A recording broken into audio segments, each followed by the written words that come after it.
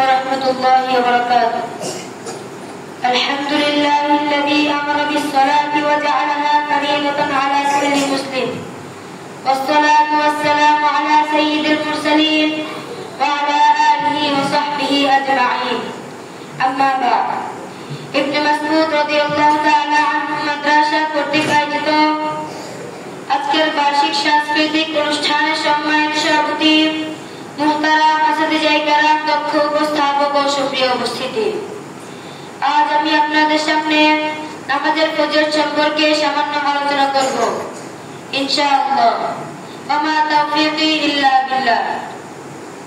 নামাজ হলো গুনাহ মোচনের উপকরণ, যেমনটি রাসূলুল্লাহ সাল্লাল্লাহু আলাইহি ওয়াসাল্লাম বলেছেন, আরাআইতুম লাউ আন্না নাহরান বিবাবি আহাদিকুম ইয়াগতাসিলু মিনহু কুল্লা ইয়াওমিন 5 মাররাত হাল ইয়াবকা ফি দামিহি শাই'un ক্বালু লা ক্বালা ফাযালিকা মাসালুস সালাওয়াতিল খামস ইয়ামহুল্লাহু বিহিন্নাল খাতায়া। যদি তোমাদের কারো দরজার সামনে এক মিনিট থাকে এবং সে প্রতিদিন তাতে 5 বার গোসল করে, তবে কি তার শরীরে কোনো ময়লা থাকবে? সাহাবারা বলেন, না, কিছুই থাকবে না। নবী করিম সাল্লাল্লাহু আলাইহি ওয়াসাল্লাম বললেন, এটাই 5 ওয়াক্ত নামাজের দৃষ্টান্ত। আল্লাহ তাআলা এর মাধ্যমে বান্দার গুনাহ মোচন করেন। নামাজ আত্মার পরিশুদ্ধি। যেমন নদীর পানি দেহের ময়লা ধুয়ে দেয়, তেমনি নামাজ বান্দার গুনাহ ধুয়ে দেয়। নামাজ অশ্লীলতা ও অন্যায় কাজ থেকে বিরত রাখে। আল্লাহ তাআলা কোরআন মাজিদে ইরশাদ করেছেন, ইন্নাস সালাতা তানহা আনিল ফাহশাই ওয়াল মুনকার। নিশ্চয়ই নামাজ অশ্লীলতা ও অন্যায় কাজ থেকে বিরত রাখে। অর্থাৎ নামাজ শুধু ইবাদত নয়, এটি আমাদের চরিত্র, নৈতিকতা ও সমাজকে শুদ্ধ রাখার একটি মাধ্যম। যে ব্যক্তি নিয়মিত নামাজ আদায় করে তার অন্তরে আল্লাহর ভীতি জাগে। সে অন্যায়, মিথ্যা, জুলুম ও অশ্লীলতা থেকে নিজেকে রক্ষা করতে পারে।